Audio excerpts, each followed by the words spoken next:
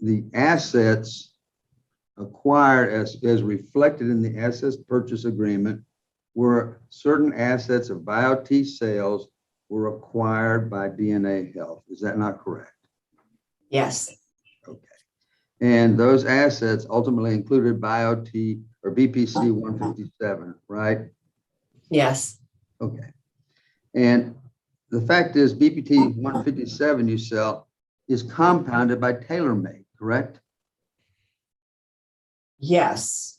So Except that, I know now because of what I saw last night. So I guess I could tell you I'm unsure. I'm sorry, did you not yesterday testify that it was compounded by TaylorMade? Yes, but I see now there's an agreement that it would be Mr. Antonelli's. Well, did you not see that in the deposition where it talked about him discussing BPC at length in the purchase agreement? Yes. Objection, Your Honor. Your Honor, I object to that question. The document was not made available to the witness during her, Mr. Antonelli's deposition. No, that's no, that, Your Honor. I'm asking about the deposition. I think, Mr. Mazzilli, you're lacking in foundation here. It's kind of what she's saying is you were asking about the asset purchase agreement. She did not have the full asset purchase agreement because you claimed it was confidential. And now you're asking about the deposition and you haven't asked her if she's even read the deposition. Or I'm was sorry. there for the I deposition. apologize. I believe yesterday, I thought she said she read it, and I'll ask the question. Ms. Weber, did you read the deposition of Michael Antonelli in DNA Health? No, I just heard it during yesterday's meeting. I thought you had testified as to portions of what was in the deposition yesterday. No, just what was read yesterday. I see. All right.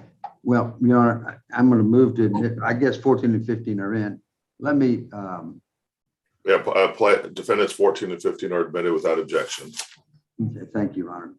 Now I'm going to direct your attention, ma'am, to Exhibit 14 at page 53, where it says, so your acquisition of BPC 157 is memorialized in this asset purchase agreement. That's Exhibit 8. Answer correct, because there was existing sales of the product. And so I took over all of the existing sales. Your Honor, I'm sorry to interrupt, Mr. Pazzulli. Miss Weber doesn't have a paper copy of the exhibit that he's reading from. I can email that now if that's what he wants to send. I can, if the court will permit, or you can share put it on the screen. Okay, thank you. Thank you.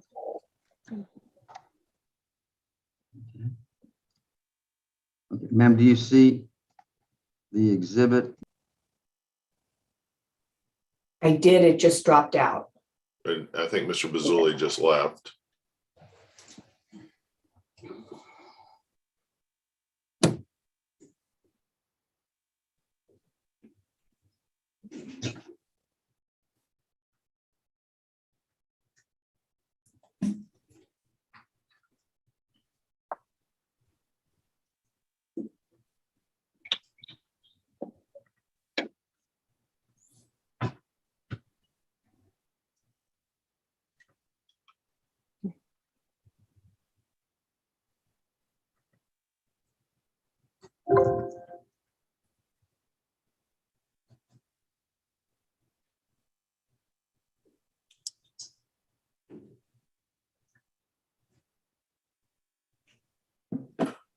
I think, Mr. Mazzilli, you disappeared on us.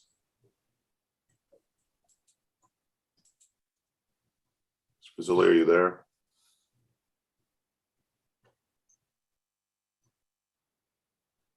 Can you guys hear me? Yes. I can hear you, Your Honor. Okay. Mr. Mazzilli, are you there?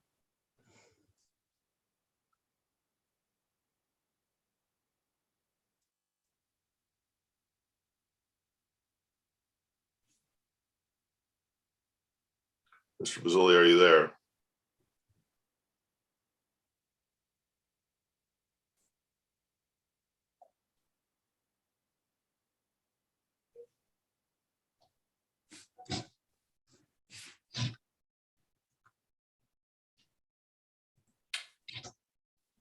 Well, I don't know what to do here. Mr. Mazzilli, are you there?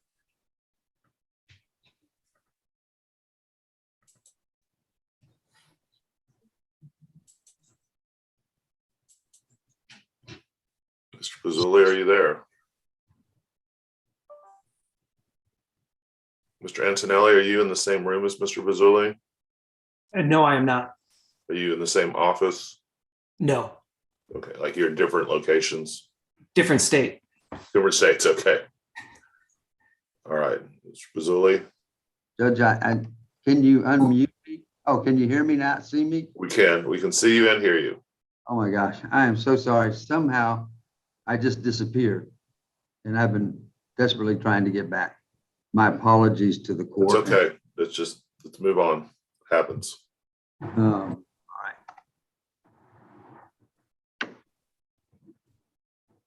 All right, Ms. Weber, can you see this page 53 of the deposition?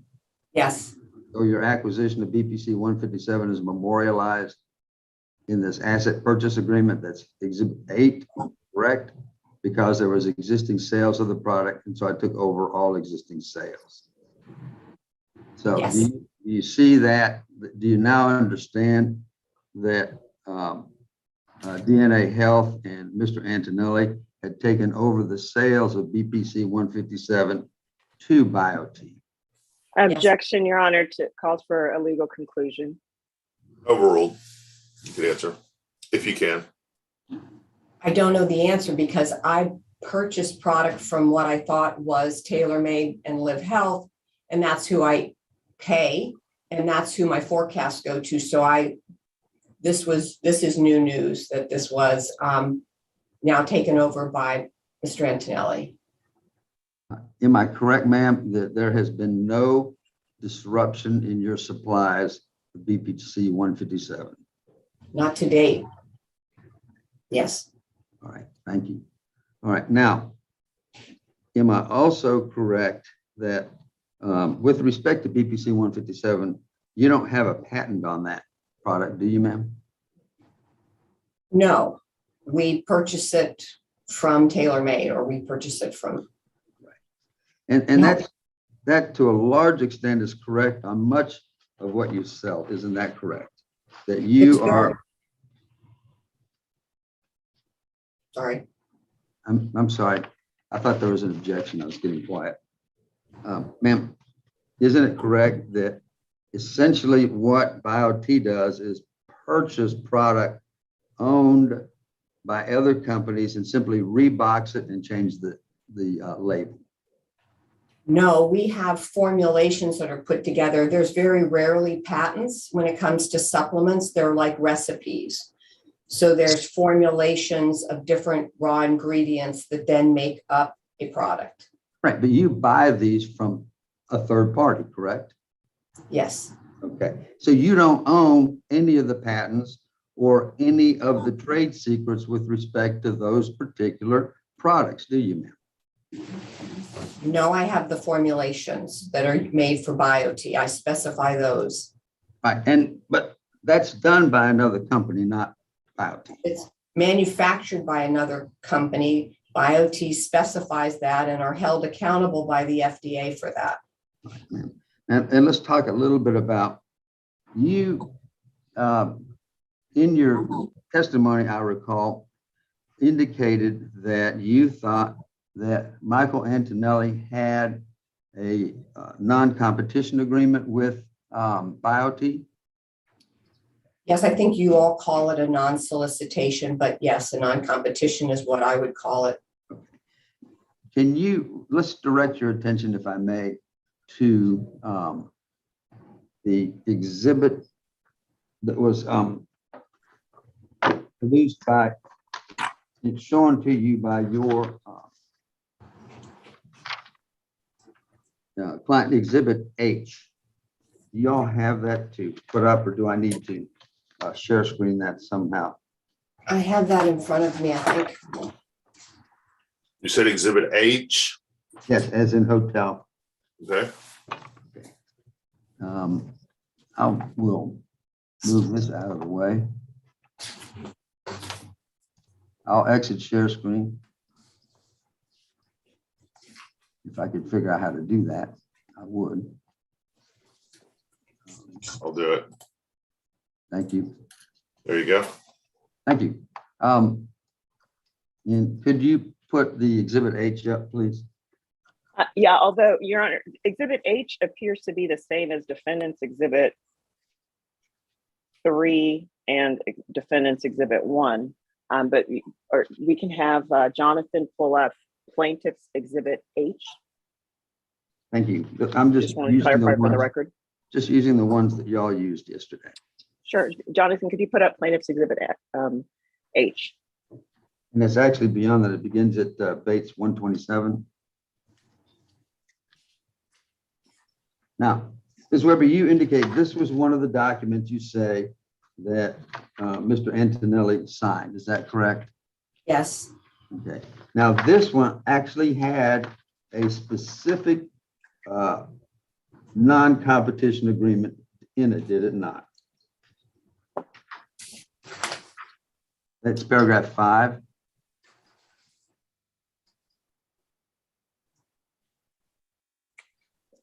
You see that, ma'am? yes, I'm reading it. All right, ma'am. Yes, Okay. That prohibition or that non-competition agreement was waived by BioT, was it not? for 1 year's period of time for that job description of regional manager that this refers to. Yes, Okay. Let's talk about this 1 year's time. If I could ask you to put up Exhibit I.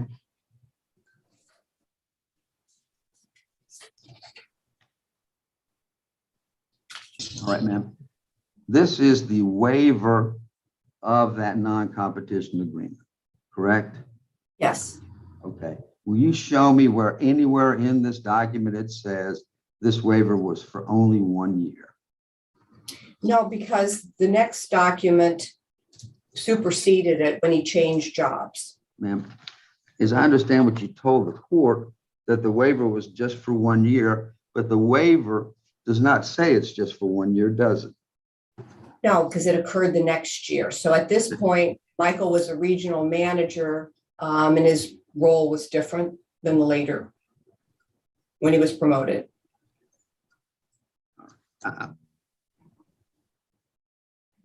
What we do know is that in April 16th, 2019, BioT waived the non-competition agreement, did they not?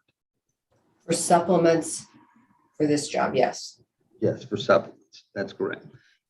Now, in addition to that, what we do know is that when the document that you say was executed, which I believe is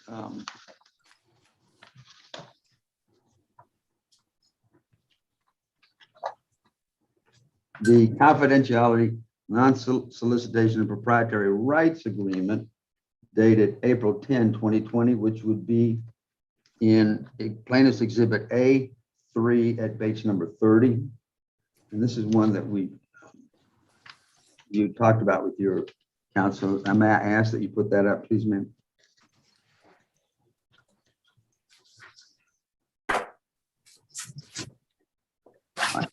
You reviewed this document, did you not? Yes, And in fact, in the document you say superseded the earlier document where the non-competition was waived, there is no non-competition agreement, is there? not sure what the date is on this agreement. It's 20. So this was the original 20 agreement. So this is a different agreement.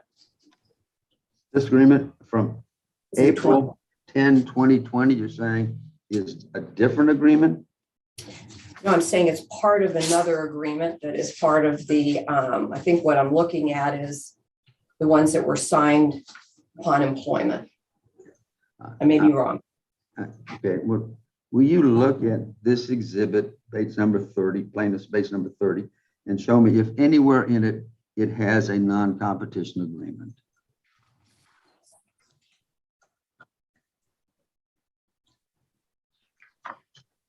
I think you would call that number 4 called, I'm not a lawyer. I think you mean non-solicitation. For a period of 2 years after the employee's termination, employee will not directly or indirectly solicit business from or attempt to sell, license, or provide same or similar products or services that are now provided to any customer or client of employer, or directly and indirectly influence, encourage, or any customer or client to terminate its business relationship with employer. Now, this is what's called a non-solicitation agreement, correct? Yes, Okay. And there, in fact, was a non-solicitation agreement in the 2019 agreement, in addition to the non-competition agreement, correct? yes, I think, I mean, I have to go back and look. I'm sorry. That would be,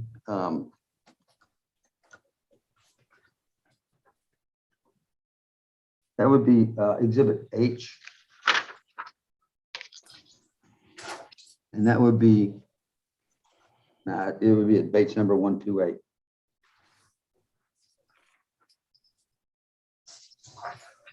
And do you see, oh, yeah, where it says there's a prohibition on unfair competition. That's the non-competition agreement at paragraph 5. Do you see that, ma'am? Yes, Okay, and if I could go to the next page, which is 129, base number 129. In the top, paragraph 6, it says you can't directly solicit or engage or take any action to induce the employee or other person to come with the company. Do you see that?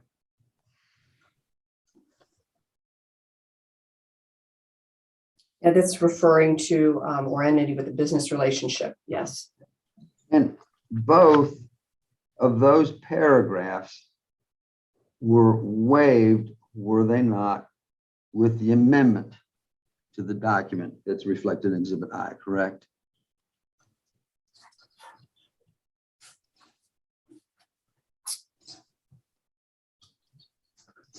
it was competition for supplements to enter the supplement area. This piece that talks about encouraging employees to induce any employee with a business relationship, I don't believe that. I mean, I think you're covering. I'm just asking you if both 5 and 6 of this exhibit were waived with the amendment to the document. Look at the amendment. Object, What is the, and what page is? objection, Your Honor. As asked, the question actually assumes facts, not in evidence. And it also asks the What do you mean? legal conclusion. What do you mean it Well, asks for?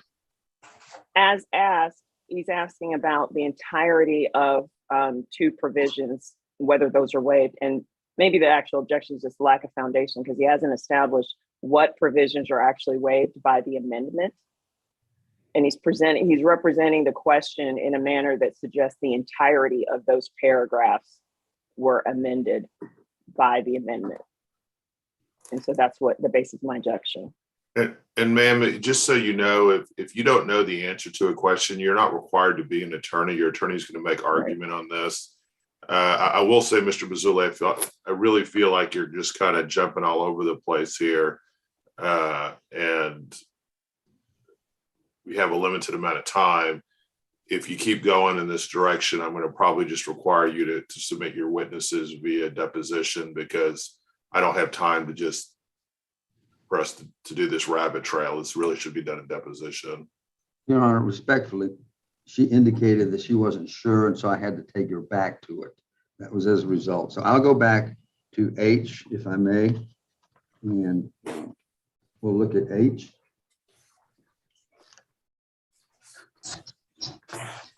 And H at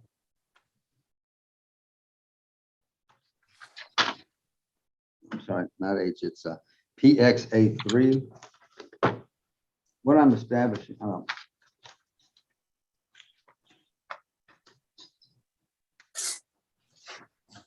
this would be PXA3 at Bates number 30 is the document.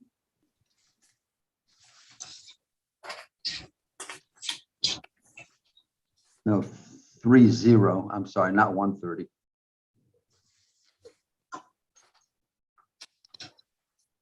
have a 30. I think I have. I think Okay, he's I have saying, it. are you saying see the it. plaintiff's exhibits? Yes.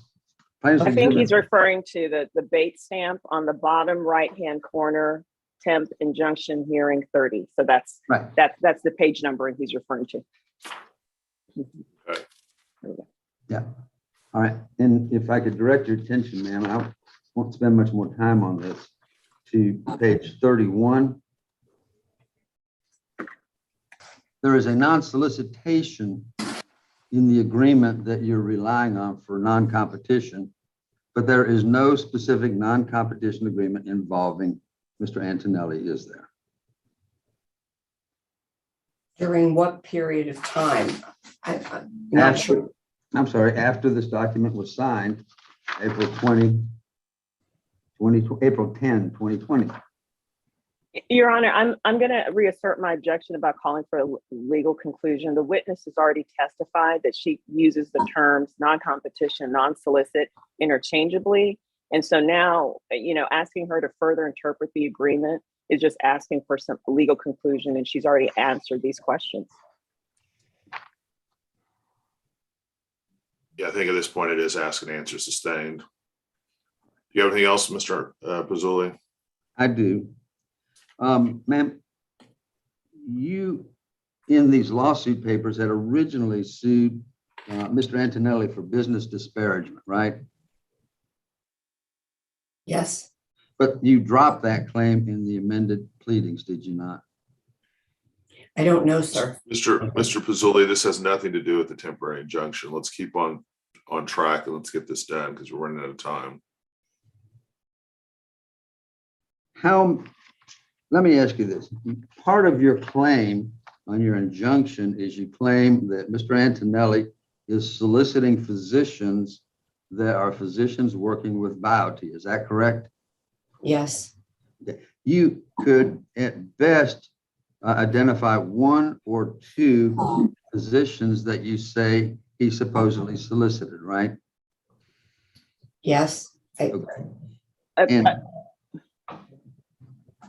And in fact, do you not claim to have in your physician group 4,000 to 5,000 physicians? Yes, Okay. Do you have any knowledge of whether Mr. Antonelli requested the names of your physicians so he could be sure he would not be soliciting them? Objection calls for speculation. Asked her if she knew, Your Honor. Ask her if she knew what Mr. Antonelli may have done with regard to informing physicians. No. I asked her if she knew whether Mr. Antonelli had requested from Biote the names of your physicians so he could be sure not to solicit them. Okay, at this point, Your Honor, I'll object on the grounds of this is, Rule 408 attorney communications concerning potential settlement discussions and improper question to this witness. I'm going to overrule that. You can answer if there were any discussions made prior to your retention of counsel or not involving your retention of counsel. But if it's communications that you learn through your attorney, then you have an attorney-client privilege and you wouldn't need to disclose those. yes. So I didn't have that anywhere before I had an attorney and this was happening right now. Ma'am, let me ask you this. If Mr. Antonelli doesn't know who your physicians are, how is it that he can be sure he won't solicit them? Mr. Antonelli downloaded all of our physician list after he left the company. He downloaded it, so he has the full list. And then he acquired it also according to the asset purchase agreement. He then subsequently got it again from TaylorMade. So he would have 2 copies of our full list. And how do you know that, ma'am? I saw the downloaded list. He had access to it when he was an employee. He downloaded it from his computer. And in the asset purchase agreement, it's listed as what was part of the assets. What you do know is at most it's 1 or 2, maybe 3 physicians that he that either contacted him or he contacted them, right? Right. Objection, Your Honor, mischaracterizes the witness's testimony. Sustained.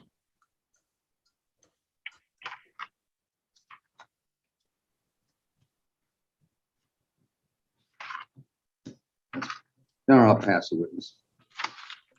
Brandon. Miss Weber, I'd like to ask you just a few quick questions. In 2020, did Mr. Antonelli have an ownership stake in VPC product lines?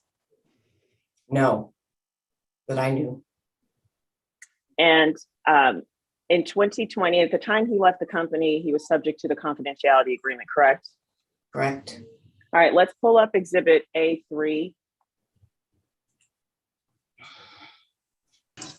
and review. Let's go over some of the provisions that relate to the supplier relationships. Can you actually go to the temporary injunction hearing page 17, Jonathan?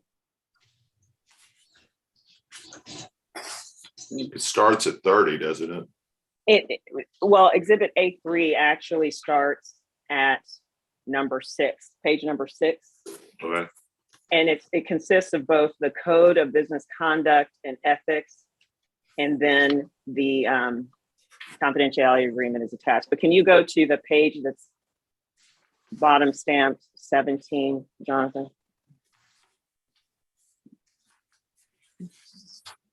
Okay. And Miss Weber, we're looking at, this is plaintiff's exhibit A3. It's already in evidence, Code of Business Conduct and Ethics. And can you look at the corporate opportunities section of the Code of Business Conduct? Yes. Okay. And was this portion of the business conduct included in the documents that Mr. Antonelli signed when he joined the company? Yes, these are standard. Okay, so let's highlight, if you could, Jonathan, corporate opportunities. That paragraph at the top.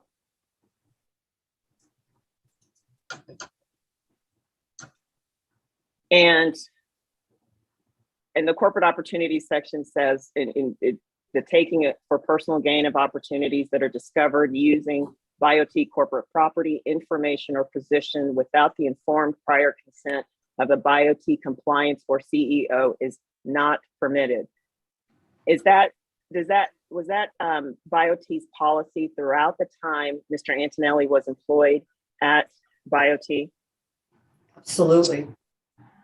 Did BioT grant Mr. Antonelli any prior written consent to engage in a separate transaction with Tailor-Made Health? No.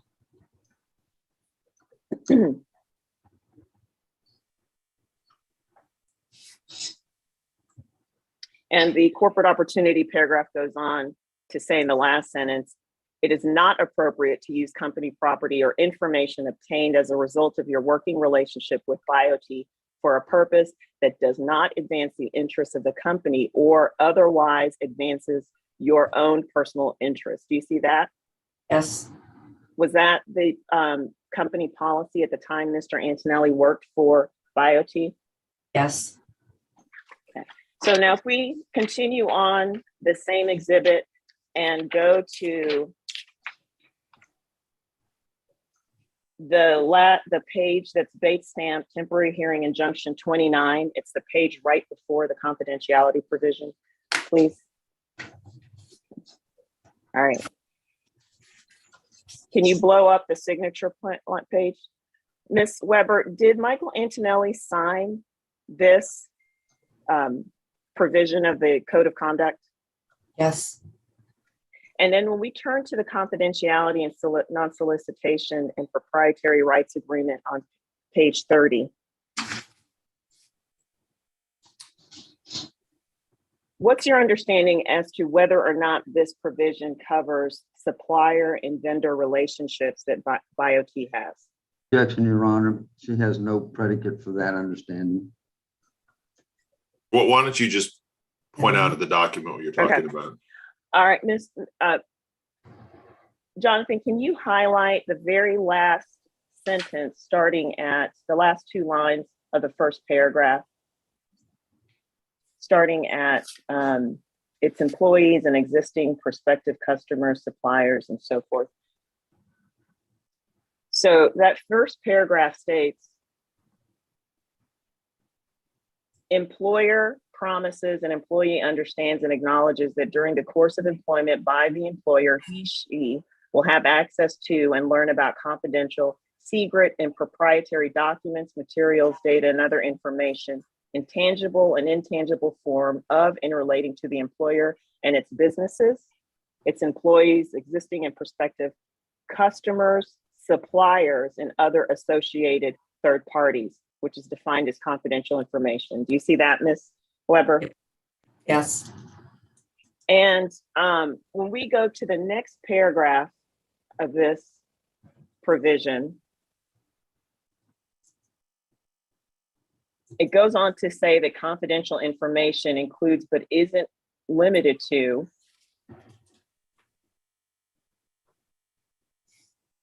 and the third or fourth line down says pricing information, vendor and supplier lists or information, financial information, revenue, sales, customer lists, and customer information, and it goes on and on. Do you see that?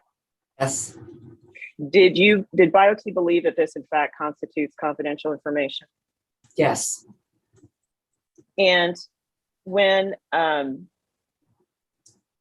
you continue to scroll down in that same paragraph, the same paragraph that we had blown up there, Mm-hmm.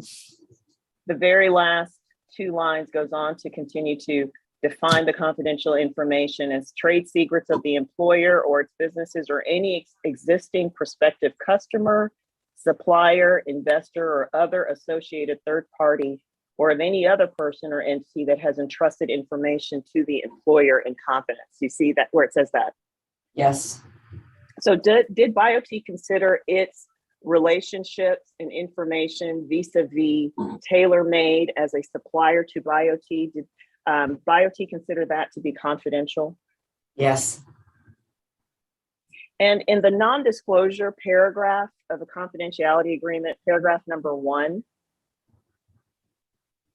it Yes. instructs, if we look down at the third or fourth line down in the non-disclosure paragraph, instructs the employee to, quote, keep all confidential information of employer and or knowledge which may be imparted through examination thereof, of working therewith confidential, and will not, except as specifically authorized in writing by the management of employer, subpart 1, communicate such proprietary information and or knowledge to any third party, or 2, utilize such proprietary information and or knowledge for any purpose other than the development of business for the employer.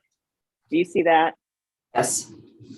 Do you believe, now that you've received the APA agreement, did Michael Antonelli receive any authorization or permission from BioT to engage in any transaction with BioT's vendor, Tailor-Made Health, and its affiliated entities? No. Now that you've had a chance to review the APA, do you have any concerns about the nutraceuticals that BioT private labels from Tailor-Made? Yes, I'm very concerned about the supply chain, whether that will be, the terms would be changed, or the ability to get the raw materials or to provide the product in a timely basis to our practitioners. And when we look at, and still on this confidentiality agreement, if we go to page 2,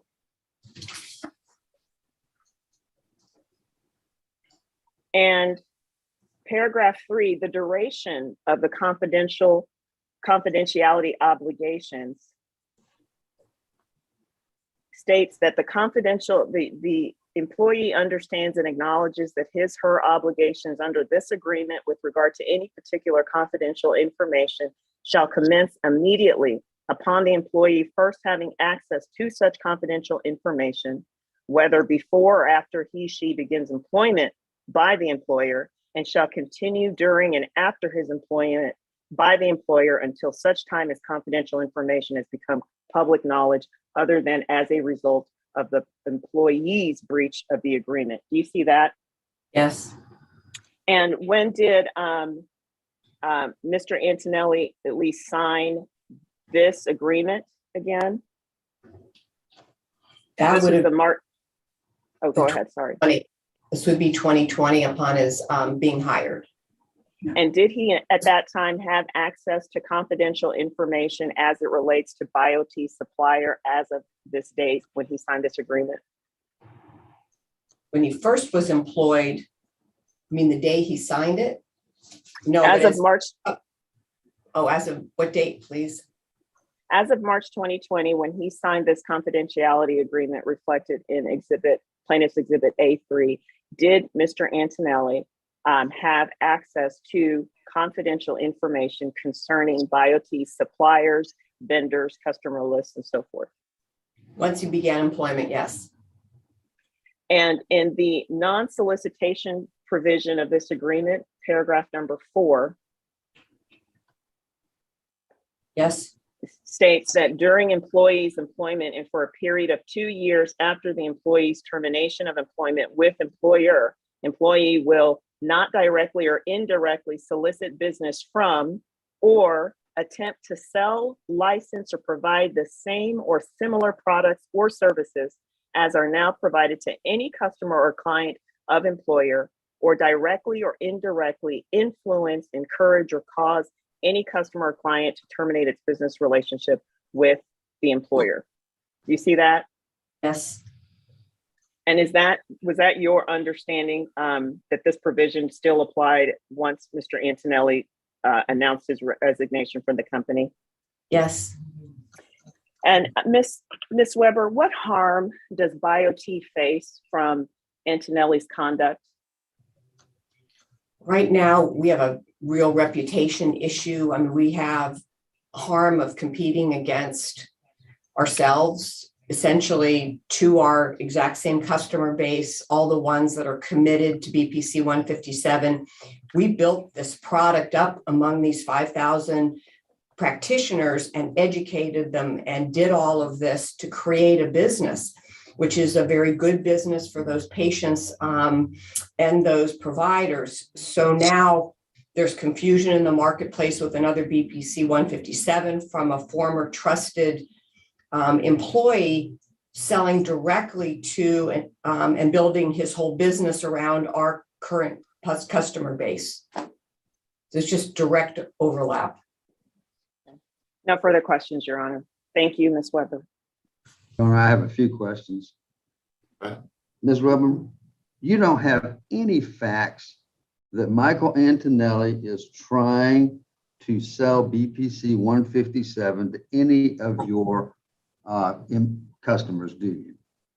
I do. It's on the internet. He advertises the direct competitive product line on the internet, runs webinars to the practitioner base. So I definitely have direct, and then conversations with direct practitioners that were confused as to, is this a new BioT product? What's Michael's role in it? So I have that direct knowledge. There are a number of companies that sell BioT 157, are there not? I'm sorry, BPC 157, are there not? I don't know. I know the DNA Health. Okay, so you don't know whether there are multiple companies selling BPC 157, do you? I only know that it's probably TaylorMade may sell some, and DNA Health is the only ones I'm aware of. So that TaylorMade, which is yet a different company, may be selling BPC 157, correct? I know they used to. Okay, and the fact is that you do not have any proof that Michael Antonelli went to one of your customers that he knew was one of your customers and tried to get them to buy BPC 157 Pro, do you? I know he solicited our customer base to attend his webinars. That's what I know. How many people on your customer base do you know he actually solicited? Objection, Your Honor, calls for speculation. She said she knew. You. Overruled. Tell us what you know. I just know directly, I know indirectly from my employees who complained to me in the sales department, and I had direct phone calls from practitioners who were confused. Your Honor, ma'am, you're talking about one or two customers, correct? Talk about 9. 9 now. All right. And did you contact Mr. Antonelli and say, these are our customers, don't solicit them? Objection, Your Honor. Now we're kind of delving into the attorney-client discussion period now that the litigation had ensued. Just if prior to litigation ensuing, did you ever directly contact him? No, not directly. He was talked to by our HR person, but I didn't phone him directly. I'll pass the witness. Is that it, Ms. Brandon? No further questions for Ms. Weber, Your Honor. I do have a few more exhibits that I'd like to move to admit once Ms. Weber is excused. You are excused. Admit, what exhibits would you like to admit? Your Honor, this morning, plaintiffs submitted to the court plaintiffs exhibit X and Y. You may recall yesterday we had attempted to move to admit the affidavit of Jason Sue, which was plaintiff's exhibit D as in dog. We have an amended affidavit for Jason Sue, along with an affidavit of Mr. Jude, who is the IT forensic, third-party IT forensic company that conducted the actual data collection in full. That affidavit details the steps that Mr. Jude took, along with his credentials and so forth, and his bio that's attached, and how he worked with Mr. Sue. And so I'd like to move at this point to admit both of those affidavits together as plaintiff's exhibit X and plaintiff's exhibit Y. If Your Honor, do you have a copy of those before you? I don't know. Let me double check. Rhonda sent me some stuff this morning.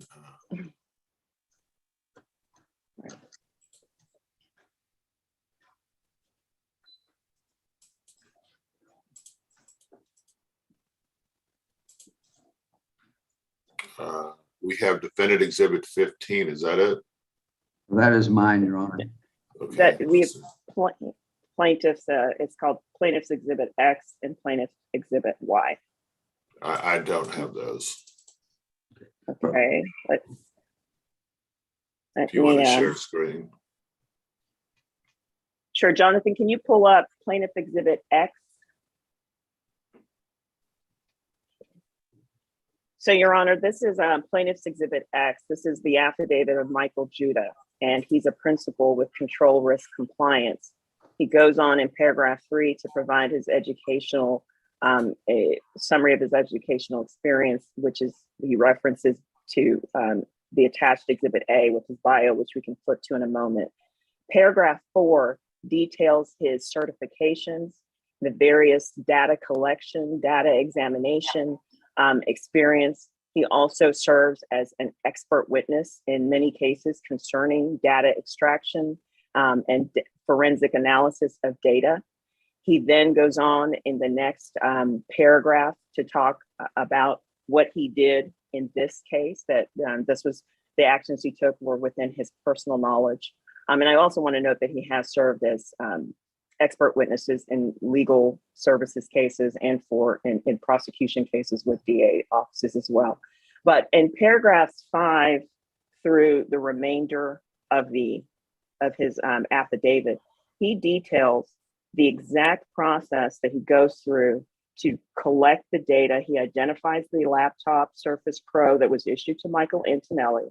He provides actual screenshots of each of the segments of the collection that he pulled in the process of the data collection. Paragraph 5, he goes on to explain the date, identify the dates in which he conducted these steps, and verify that the computer was actually issued to Michael Antonelli. He then goes through in paragraph 6 and details the searches that were run and then extrapolates from there, goes on to extrapolate the data and explain exactly what the data was showing. Importantly, in paragraph 8, which is consistent with what Mr. Sue's affidavit explained, in paragraph 8 of Mr. Judah's affidavit, he explains the files that were located on the hard drive of Mr. Antonelli's laptop that he returned to the company. And the files that were accessed, the days in which they were accessed, the folders that were included, that's reflected in figure 5 under paragraph 9. So if you can flip to page 4, Jonathan, you'll see the different paragraphs that are the different folders within the desktop local drive of the laptop that were accessed on September 20, 2021 by Mr. Antonelli. I highlighted it there with the red square boxes.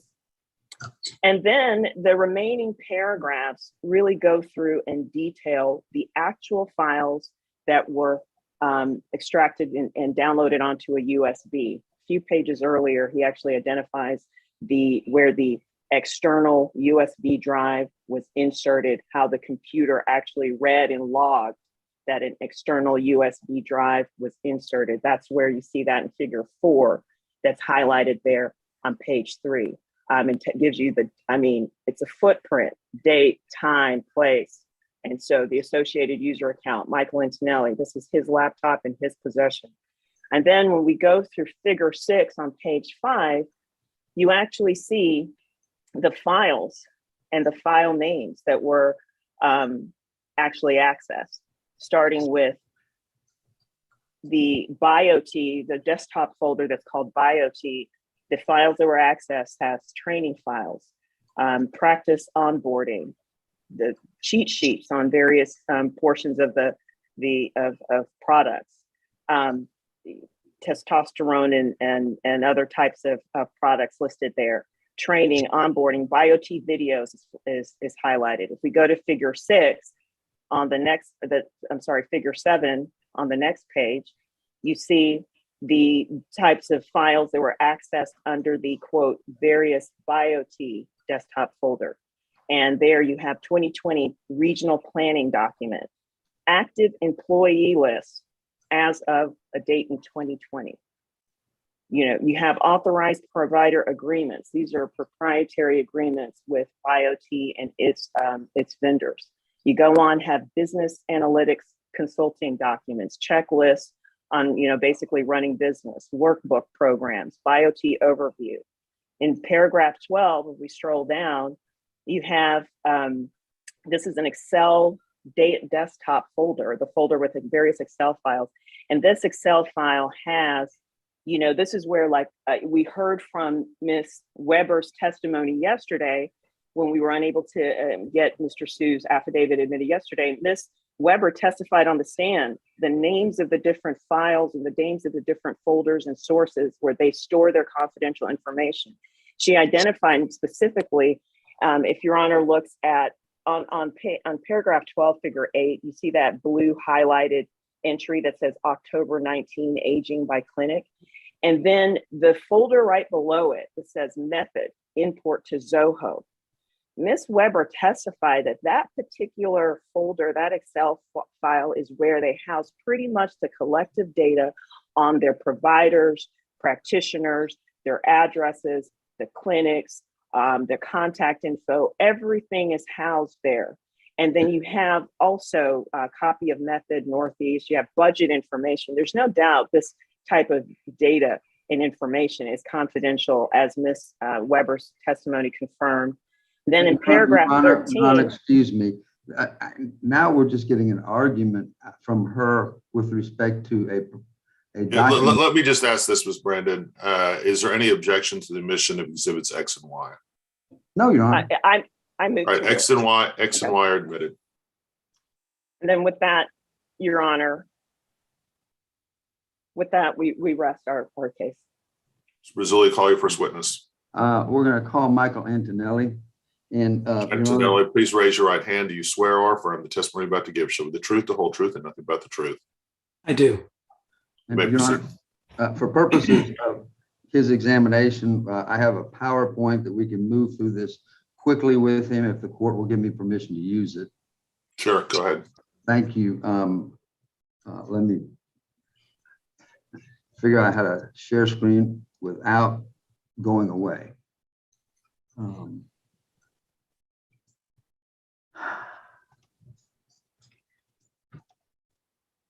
Is it up? Yes, Okay. Can the court see it? yes, kind Right. of. All right. Kind of. I'm sorry. Is There that you go. better? That's better, yeah. I'll keep going. All right, Mr. Antonelli, I want to talk a little bit about your prior employment, and then we're going to move quickly into the specific issues in this case. Do you understand me, sir? Yes, I do. All right. Now, were you a previous vendor to BioT, Yes, I was. and you worked for a company called Da Vinci Labs? Yes, And did you manage their top account, BioT Medical? I did. And did you provide private labeling of BioT's products? I did for 4 of their formulas, while also having the opportunity to sell Da Vinci branded nutraceuticals to anyone within the BioT network. Okay, and let's talk about nutraceuticals for a minute. The items that BioT is selling, these nutraceuticals or supplements, are they unique to just BioT? They are not. They are readily available in multiple channels, exactly the same as defined by the nutritional supplement fact panel. Right, sir. And did Da Vinci Labs provide private labeling to BioT, just like DNA does Yes, now? they did. Okay. And did you have a copy of a mailing list of active BioT customers even before you ever worked for them? I did. Yes, I had the opportunity to be at any of their conferences and trainings and sell our Your product Honor, directly to them. my apologies, Your Honor. I've got to object to this PowerPoint slide deck that's not just being used as a visual aid, but actually providing like testimony benchmarks for this witness. And I don't think it's appropriate to kind of, forecast to the witness what his testimony should be. I'm trying to move through this, Your Honor. If she wants, I can take it aside and ask him each question. It'll take 2 or 3 times longer to do it, but I'll do whatever the court wants me to do. Well, let's just kind of see how it goes. All right, thank you, Your Honor. Are you trying to steal any of BioT's customers? No, I am not. With respect to this claim that there have been contact between you and BioT's customers, can you briefly explain that to us? Was it 2 or 3 people? It's been brought to our attention. It's been 2 or 3 people. DNA Health has an email database of over 10,000 providers. I have over 16 years industry experience. I have my own list. I've worked for some of the top nutraceutical manufacturers. I've been to dozens, countless medical conferences. We have our own list. In order to keep peace, 3 doctors came forward, or we knew after they signed up for the webinar that they were affiliated with BioT. We took them off to avoid confusion, to support BioT, not to compete. And in fact, with respect to supporting BioT, are you doing anything after this asset purchase agreement to harm BioT? We have not disrupted supply chain. We have not changed pricing. There's been 2 orders supplied since the asset purchase was finalized. Over 12,000 bottles have been provided in the time that they ordered it and needed it at the same price that they had originally. That was our commitment to them, and that is our commitment today. Do you want to continue working with BioT? Absolutely, as numerous communications to Dr. Donovitz has indicated, and also you talking to their legal team has also supported. Now, working as a vendor, did you already know sourcing and pricing of sales supplements? Absolutely. I had a ton of contacts, my own trade secrets and intellectual property as it relates to supplements. Okay. How did you end up getting to BioT? I was a former vendor, Da Vinci Laboratories. BioT terminated their relationship with Da Vinci and switched to another supplier. I had a call with Terry Weber. She reached out, introduced herself as the new CEO, asked me to fly down, meet with Dr. Donovitz and her in Tampa in March of 2019. And when I did so, I shared my vision of what I could bring to the table based on my information. I also shared what I'd like to do and said, if I'm not a fit, I get it. I'm eventually going to do this on my own. But if you do want me to do this with you, the trade-off was a full waiver of competition and solicitation as it relates to supplements, which they awarded me. Now, how long had you been in the business before going with BioT? I've been in the business since 2006. Right. And can you tell the court whether or not BioT had any significant supplement experience before you got there? No, and as the public records will show with their growth patterns, it significantly increased after I joined the organization with my experience, with my suggestions, with my training. This was all part of what I pitched before joining the company. And that's what you'll see here. Even though I was given a regional manager position in March of 2019, I was promised a bigger and better title was coming, to be patient. And I actually started doing the role of business development as early as July 2019. Well, in terms of the information that was discussed at BioT, did you already have that information? Objection, calls for speculation, Your Honor. He's testifying about what BioT knew before he was even employed at BioT.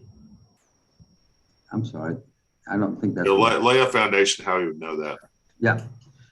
When you got to BioT, did you assess what their level of skill was and knowledge with respect to the supplement industry? Yes, even prior to that, I had a dinner with Dr. Donovitz when I was a vendor at Da Vinci, and I laid out their strengths, weaknesses, opportunities, which is why he brought me on as the expert to build this out for them. During that interview/discussion before I joined, which was March 2019 in Tampa, I shared a vision of upgrading their formulations, the opportunity that peptides present, fasting mimicking diet, all things that I brought to the table based on my contacts. And was this information you had before you went to BioT? It was. Now, we've had a lot of talk about this April 2019 non-compete agreement. In the April 2019, there was a non-compete agreement, right? There was. I was hesitant to sign it, and that's what I requested, a full waiver in order to come on board with them. There was this agreement about non-solicitation, and that was in that April 2019 agreement, right, sir? It was, and I shared as a previous vendor, I knew their list. I had my own list. I've been in this for a long time with bigger nutrition companies, and so this was a deal breaker if this remained in the contract. Okay.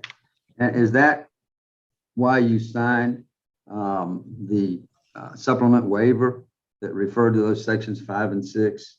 That's right. And it wasn't given to me in order to give me a chance to go back to my previous employer, which was Da Vinci Laboratories. I actually had a non-compete with Da Vinci Laboratories that took Terry Weber personally calling them and asking them to waive to get me to come to BioT. This was all done to give me the option to go back, start my own company, or to go anywhere I wanted in the nutraceutical industry. All right. Now, was there some talk about you forming this company secretly while you were at BioT? Did you keep it hidden from BioT? You wanted to form your own company?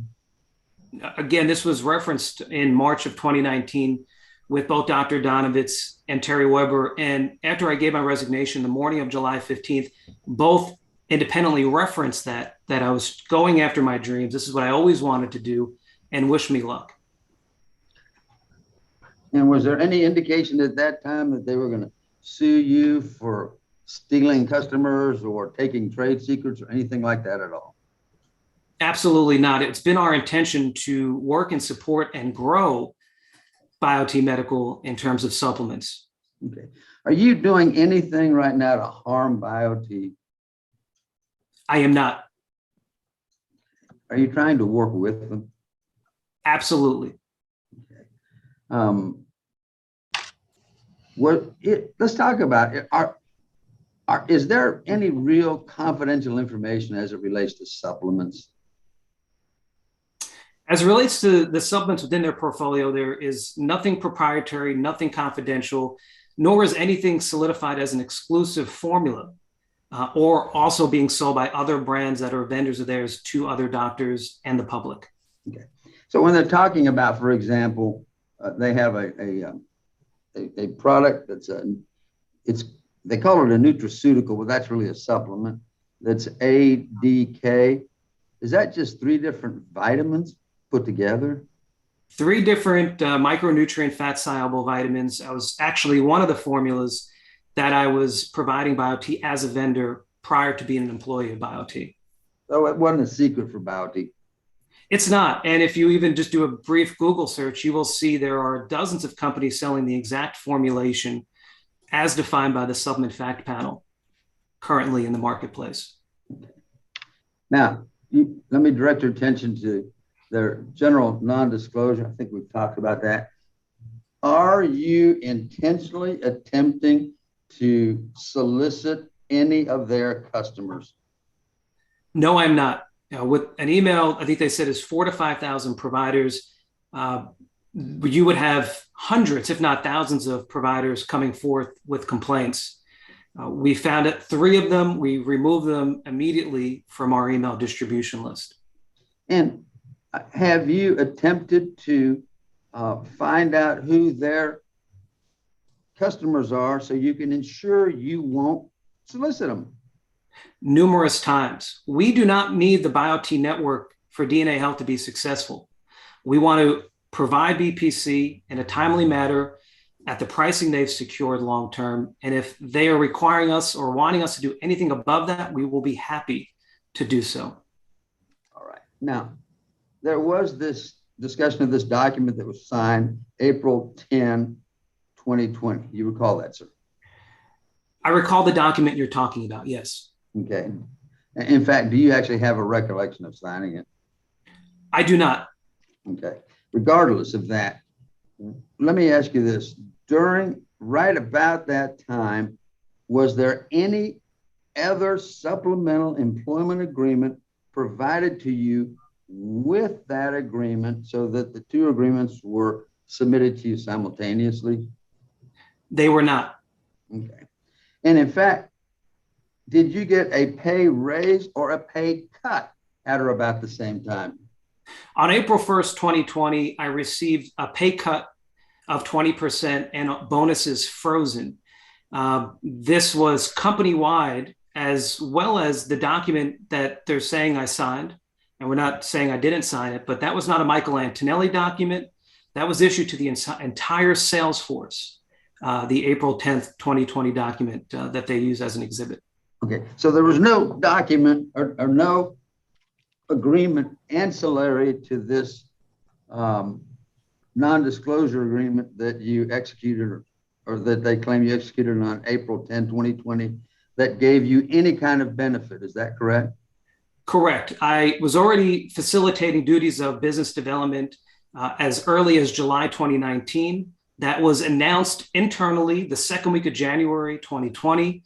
And then a comp plan was provided February 2020 to me. All right. So am I to understand they had you execute an agreement and what they gave you at the same time was a 20% pay cut? That's right. Now, did they send you this letter from Jennifer Schimmel discussing your pay cut? Yes, I did receive that, and it showed when it went into effect. And Your Honor, we object to this. This exhibit has not been admitted. Your Honor, we'll move to admit it into evidence. I had to have him authenticate it first. Okay, what is the It would be exhibit number? It would be exhibit 16, Your Honor. Any objection to 16? We've objected to it on the basis of relevance, Your Honor. We've already established the consideration for the agreement was the exchange of confidential information and the promise to keep it confidential. And so we don't understand the relevance of this pay cut document. We asked Mr. Pizzulli when we conferred for him to explain it, but he would not do so. Exhibit 16 is admitted. All right. Objections overruled. So you got a substantial pay cut at or about the time they were asking you to sign this document on April 10, 2020, right, sir? Yes, the pay cut was issued 2 business days prior. And was that a pretty much a business-wide pay cut? That was right. As this letter would support, it was a business-wide pay cut. And this was at a tough time to get this. Now, let's talk about, let me direct your attention to the April 6th agreement that's been admitted into evidence under no solicitation. And I think we've been through this. I don't want to waste any time on it. Are you actively soliciting any customer or client of BioT? Objection, calls for speculation. He's already testified. He doesn't know who's a BioT customer. Overruled, you could answer. To the best of our knowledge, we are not.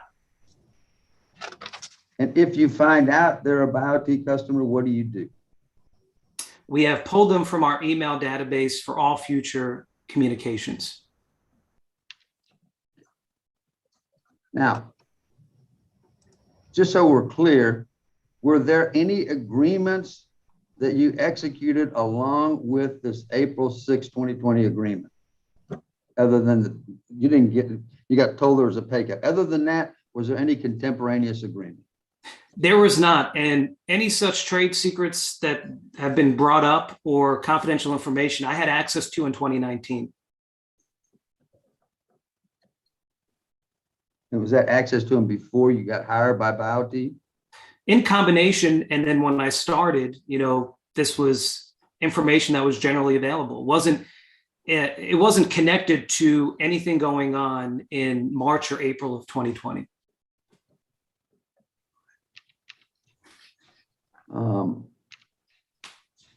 Now let's talk about the time when you left. Okay.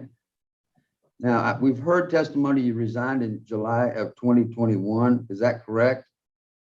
That's right. The morning of July 15th was when I resigned. All right. Did they ask you to continue working for them even after you resigned? Yes. So now that the asset purchase has been made available, you will see that I signed and executed late July 14th that asset purchase. First thing business opened the next morning I resigned. I shared who I was directly reporting to, which was the founder, Dr. Gary Donovitz, that I was resigning, why I was, and what I was doing. He texted me, we communicated, he was happy I was going after my dreams. A follow-up email that I sent to him also outlined it and initiated that I wanted to stay connected. He said and requested, we need you to stay as long as you can. There was no communication of any such stipulation. They knew I was starting a supplement company, and I stayed as long as I could to support the best business initiatives for BioT.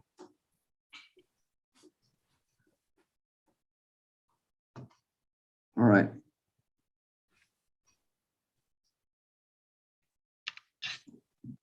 Now, did there come a time when, after you had resigned and told them what you were doing, that there was a series of emails between you and the founder of the company, Mr. Donovitz? Yes, there was, as well as phone calls and some text messages. And was there a discussion about whether you had a non-compete or not? The Your only Honor, time we object to this line of question is hearsay. Overruled. he wrote one email stating a non-compete, which was provided as evidence by BioT. However, what was missing was my response to that email. They have selectively edited that out, where I communicated back that I do not have a non-compete. That was left out of the evidence, but I did respond to that email to Dr. Donovitz. Okay. All right. Were you working or helping BioT out in September of 2021? I was. I still had access to BioT email and their internal technology because I was helping them. One requested to do trainings or whatever would be required for me to help. Okay. Did there come a time when they locked you out of the computer? Yes, without any notice, September 17th was when it was locked out. But prior to that time, had you been using that computer to assist BioT? Yes, I was. And were all your personal emails also on there? Because I traveled every single week as required for my job, that was a combination of a personal and business computer. Have they ever given you back your personal emails? Despite numerous requests, we've been denied such information. Now,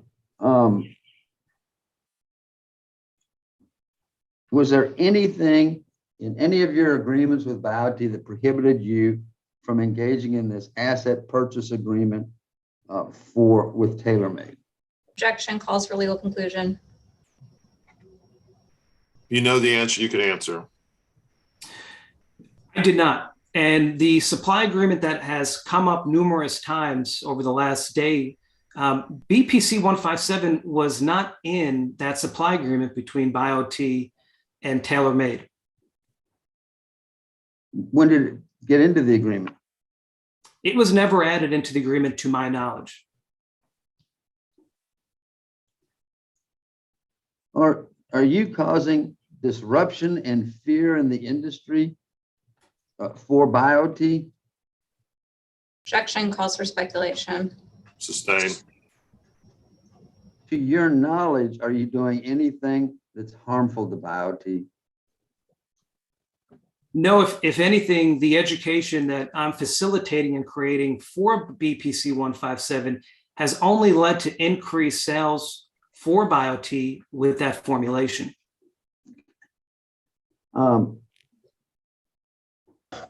Now, any information you now have, did that information come as an employee of BioT or from information you had obtained prior to ever going to work at BioT? It's information prior. Also, there's been no clinical studies done by BioT on any of the formulations. Any studies referenced are through independent researchers that are available for free on PubMed that anyone has access to. All right. Let me ask you, have BioT's pricing and supply chain been disrupted at all? No, and that's been my number one initiative when I took over, was to firm up supply, make sure we had ample ingredient inventory, and to make sure pricing is locked in, even in light of what we're dealing with on a supply chain during COVID, where everyone's raising prices. This price has remained the same. Orders have been delivered on a timely manner, and that will not change. Well, do you know who is selling on Amazon? The only company, to my knowledge, that is selling on Amazon is BioT Medical. That was a competitive advantage that I put forth for them. On the DNA Health nutritional label, it says not for sale on Amazon. I did that to give BioT a competitive advantage, and that's what we've done.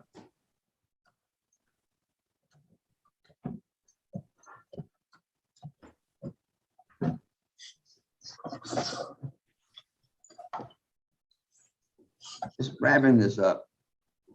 Are nutraceuticals really confidential information? Objection, calls for speculation. Overruled. You And can legal answer. conclusion. Are you talking about nutraceuticals generally? Yes, just generally. Okay. You can overrule. I'm sorry, am I to answer that, or? Yes. You're allowed to answer. Based on my 16 years of being in the nutraceutical business, they are not confidential.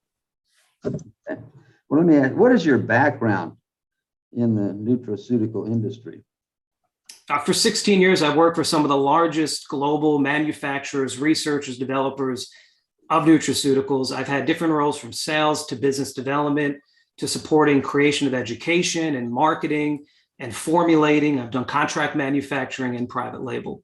I've also been a featured speaker at the Academy of Anti-Aging Expo, where in 2016, I spoke to 100 doctors on practice success. I've been on radio shows, and I've also educated directly thousands of healthcare professionals all over the country. All right. Is the BioT supplement, including BPC, is it unique to biotech, or is it not exclusive to biotech? It is not exclusive. And does BioT have any patented formulas or exclusive ingredients as it relates to supplements to your knowledge? Not to my knowledge. All right, so as we sit here today, are you trying to do anything to harm BioT? No, I am not. And even as this has been going on for a few months, I've continued to provide BPC 157 in a timely fashion at the same price. There's been no disruption to their business. And do you have any intent of disrupting their business in the future? Absolutely not. I continue to echo the same thing. I'd love to mend this and get back to partnering and impacting health of many patients all over the country. Thank you. We'll pass the witness, Your Honor. All right. Any cross? Yes, Your Honor, just a few questions. Mr. Antonelli, when did BPC 157 become available without a prescription? BioT Medical placed their opening purchase order with TaylorMade July of 2020, and it was sold to their network in September 2020.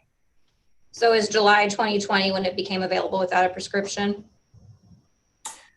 There are, it's a gray area because there's still some compounding pharmacies offering it as a prescription, but to the best of my knowledge, that is when it became available and offered to other companies to use. So when you were at Da Vinci, you did not work on BPC 157 being sold without a prescription?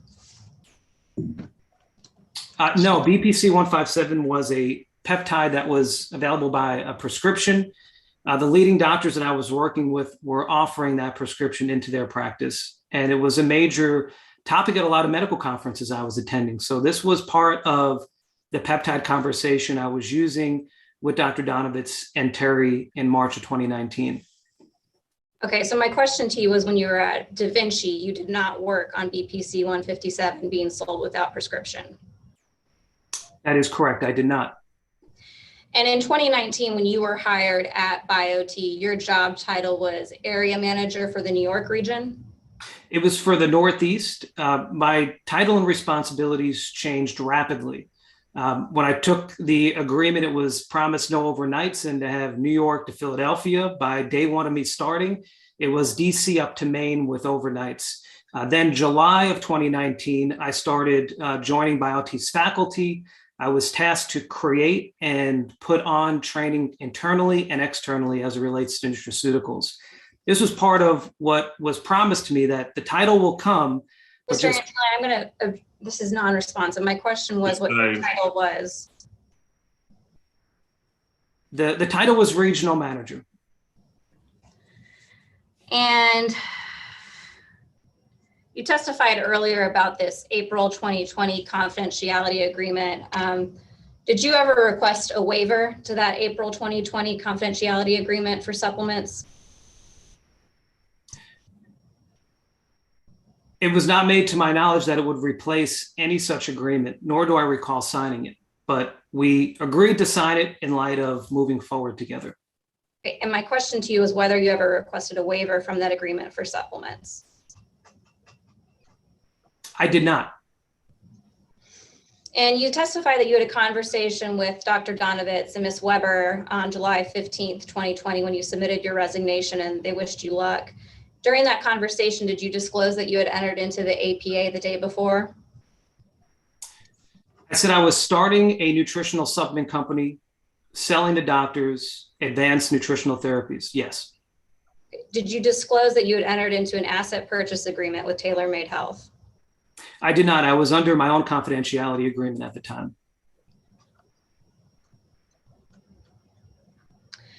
And you testified that in April 2020, you received a pay cut.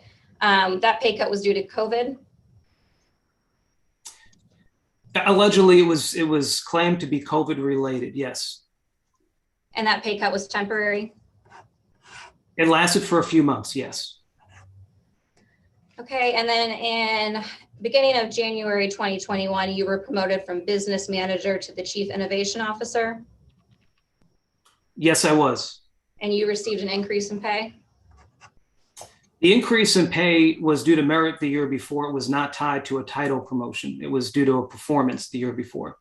Okay, so after April 2020, you received an increase in pay. I received one pay increase during my entire tenure at BioT. Yes.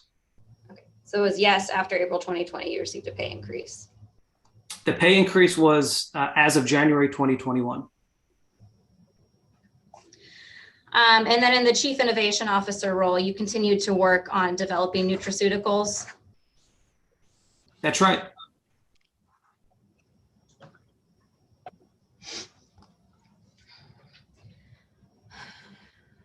And let's see, during your deposition, do you recall testifying that you had not, well, sorry, I'll back up. During your deposition, do you recall testifying that Deal Media was DNA Health's marketing partner? Yes, I did say that. Do you recall testifying that you had not informed Deal Media of a non-solicit with BioT because you claimed you didn't have a non-solicit with BioT? I informed Deal Media that I have a non-compete as relates to bioidentical hormones. That is what I said in the deposition. So my question to you was whether or not you had informed Deal Media of a non-solicit that you had with DNA Health. I did not tell them about a solicitation because it was given to me under duress without consideration. So I'm going to object to that as non-responsive. You had not told them about a non-solicit agreement between yourself and BioT. What I did tell them when we removed the emails after crossover is that I don't want any confusion with BioT doctors. Please remove them. I mean, I think we'll move on because I think the point's clear here. Do you recall testifying that you had a verbal agreement with Jeremy Delk regarding the ability to control the supply of BPC 157 for BioT? I was confirming that I, in fact, own the raw material BPC 157. I can control supply and price and wanted to confirm that we have done neither. Did you recall testifying to me or telling me during your deposition that that was a verbal agreement? That's right, it was.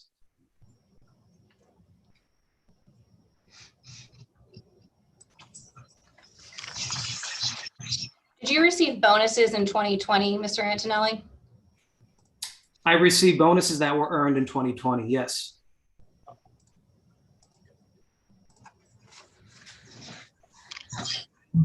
Jonathan, could you please pull up plaintiff's exhibit A8?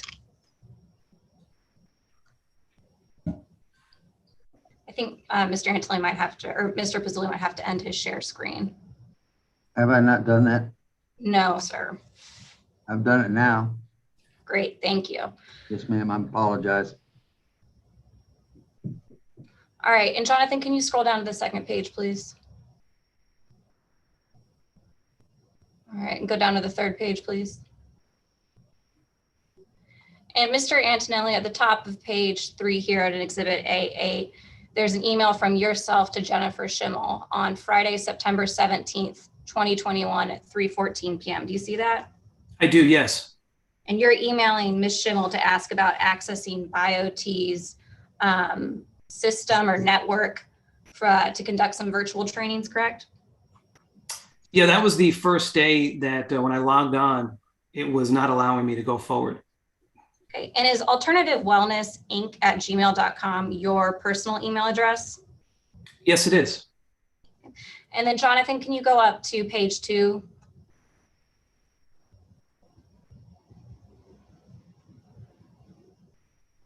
All right, and then Ms. Schimmel responds to you the following Monday. So you had emailed her on Friday. She responds on Monday morning at 10:38 a.m. and she informs you that your personal email address had been, or she responded to your personal email address and she told you that your access had been cut off because your affiliation with BioT had ended, correct?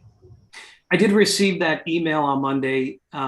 However, even Friday on September 17th, I was still in a group text message with the sales leaders in the organization. Carrie Paulette sent a text out, said, "Who's still working with Michael to schedule these virtual trainings?" One of the regional managers, Buck, came forth and said, "I am." And I said this during the deposition. It was just to confirm there was still ongoing discussions and using me to help support BioT's initiatives during this time. And you testified during your deposition when we were discussing this email that Monday, September 20th, 2021 at 10:38 a.m., when you received this email from Jennifer, you got the message that you were no longer affiliated with BioT, correct? That is correct. Okay. So as of Monday, September 20th, 2021 at 10:38 a.m., it was clear to you that you were no longer affiliated with BioT, correct? That is correct. Okay, and also in this email on Monday, September 20th, 2021 at 10:38 a.m., Ms. Schimmel asked you to return your BioT issued laptop and looks like iPad. Yes, and that is when my attorney, David Krankel, reached out and said we wanted the opportunity to take our personal items off. Shortly thereafter, on the 24th of September, my wife had a baby. I was out. We were promised the ability to get personal items back, and as of today, that still has not happened. But we did return both the iPad and the Surface in good faith. When did you return them? I do not have that date in front of me. But it was a few weeks after this because there was some attorney-to-attorney communication, to the best of my knowledge. Yeah, and Your Honor, I'll object on the same grounds that Ms. Brandon objected. This is all, at this point, the attorneys are involved in negotiating this. Overruled. Yeah, all I wanted to establish that it had been a few weeks after you received this email when you returned your laptop, and we've done that, so we'll move on. All right. I'm gonna see if I can share an exhibit here. Oops, that's not what I want to do. Hold on.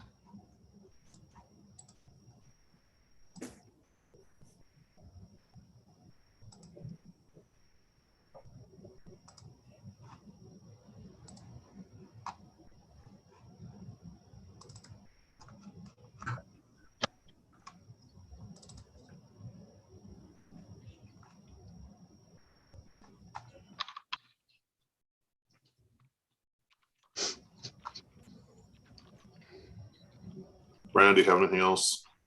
No, we do, Your Honor. I'm sorry. I'm trying to get the share screen set up. I'm doing it a little bit on the fly here. So I've got plaintiff's exhibit X on the screen, Your Honor, and we would move to admit this.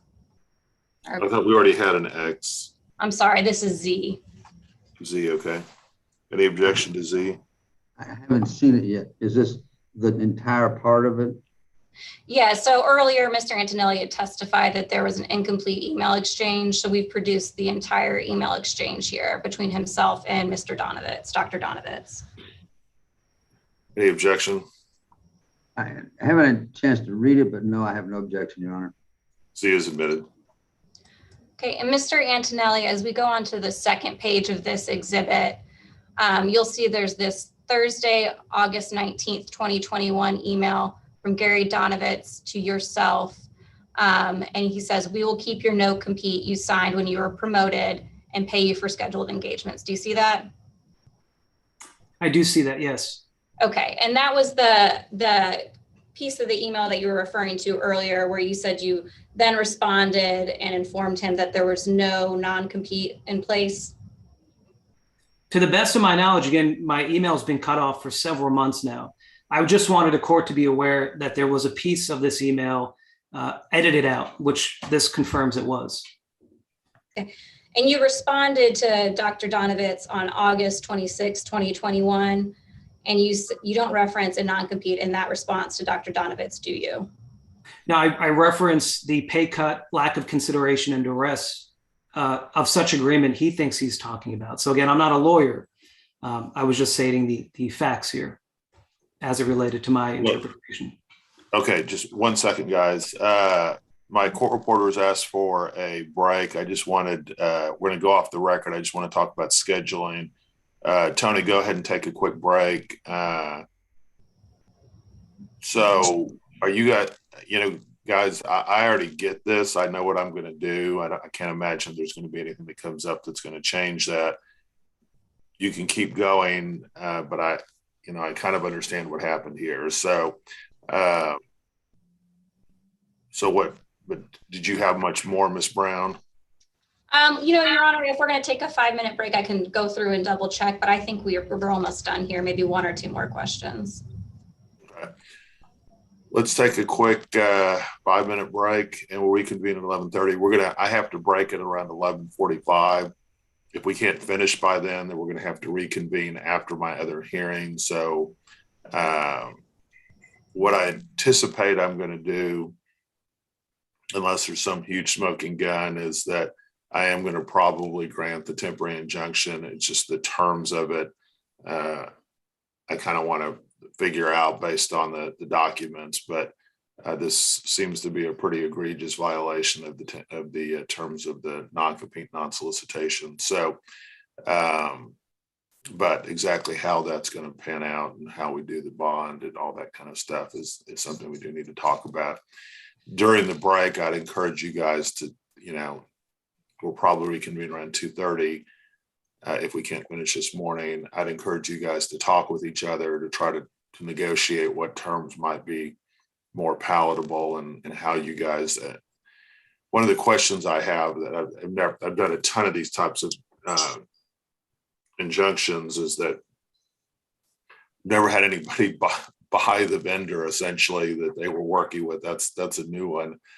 So how do you do a temporary injunction? Because if you shut down this company, then you guys don't get you probably have thought this through, but I can't think immediately how to do a temporary injunction on this. And so anyway, Tony, you feeling okay? Yes. Does anyone else need a break, or we're going to break at 11:45 anyway, but anyone else need a break right now? Your Honor. Okay. Let's try to get this done, Ms. Brown. All right. Your Honor, we don't have any further questions. Anything else, Mr. Rizzoli? Your Honor. Okay. Call your next witness. I rest. Okay. Let's bring up as I mentioned before, I'm going to grant the temporary injunction. Can you share screen your proposed injunction so I can see what you guys are asking for exactly? Yes, Your Honor. Pull that up for you right now. And Your Honor, while Ms. Brown is pulling up her screen, your comments and observations are well noted about how to structure it. We did consider some of those provisions. We'll send Mr. Pizzulli a copy to consider, but Amanda, if you could scroll all the way down to the subpart, I think it's paragraph G, right there on the, that was a provision, and I know you'll need time to kind of go through the whole thing. We'll email it, of course, to the court clerk to get to the court and to Mr. Pizzulli. But those are the provisions that we were considering to make sure the supply chain stays intact, given the disclosure of Mr. Antonelli's relationship and ownership rights concerning BPC 157. But we did want to make sure that stayed intact, along with Mr. Antonelli's representations in open court today about his intent to continue to maintain the supply. May I ask, I haven't seen this. Have you sent this to me yet? No, Mr. Pizzulli, we hadn't sent to the court yet because it was going to depend on what the court, what the outcome of the hearing is. But we will send an email copy. Why don't we do this? Why don't you send that to the court? Send that to Mr. Pizzulli. Go ahead and then we'll reconvene at 2:30, and hopefully you guys can reach some type of agreement. But I do want Mr. Pizzulli and his client have an opportunity to kind of digest this. And I will just say this, that one of the other issues that I'm sure we're going to have to discuss is the amount of the bond. And so I do need to have some feel for, y'all's various position and how you want to structure that. And so, but that is going to be an issue as well as the amount of the bond, and the broader the injunction, the bigger the bond. And so, Your Honor, if I may say something, they have dropped their business disparagement claim. It's out of their amended petition, but I just saw in their injunction, it had a comment about business disparagement. It's no longer in the case. that's Your Honor, something- may I? guys, this is something you guys should talk about. If it's not in the pleadings, then I'm not going to do an injunction on it. If that's correct, then I'm not going to grant a temporary injunction based on it, because I can only base the temporary injunction on current pleadings. And so if it's in, I'd probably keep it in. I'd probably include it in part of the injunction. If it's out, then it wouldn't be part of it. So you guys just talk. Our breach, I just wanted to clarify that our breach of contract claim is in the pleading. The contract itself contains a non-disparagement provision. So it is part of the actual pleadings, Your Honor. Okay. The plaintiff's exhibit A3 contains a non-disparagement provision in the contract. Well, Your Honor, if I may, they had a separate claim for not business disparagement, which they apparently. Guys, I've already said what you're going to do. You guys talk with each other. I can put you into a breakout room if you want, or we can just have you guys call each other or set up your own Zoom or whatever you want to do. Yeah. We'll reconvene at 2:30 and just be prepared to it. Make sure you email Rhonda a copy of it. Make sure that all these new exhibits also get emailed to Tony. Tony, include your email address in the chat. Make sure all of the exhibits that have been admitted get sent to Tony. And anything else we need to chat about before I let you go? Same link, Your Honor, the same Zoom link. Same link at 2:30. Just housekeeping, was plaintiff's exhibit PZ admitted? I Yes. don't know if there was an actual, okay, all right, thank you, Your Honor. Anything else, guys? I just need a copy of what their proposal is to start looking at it, Judge. That's what I told them to send you. So, You. all right, we'll see you guys back at 2:30, and please make a real good faith effort to try to talk this out and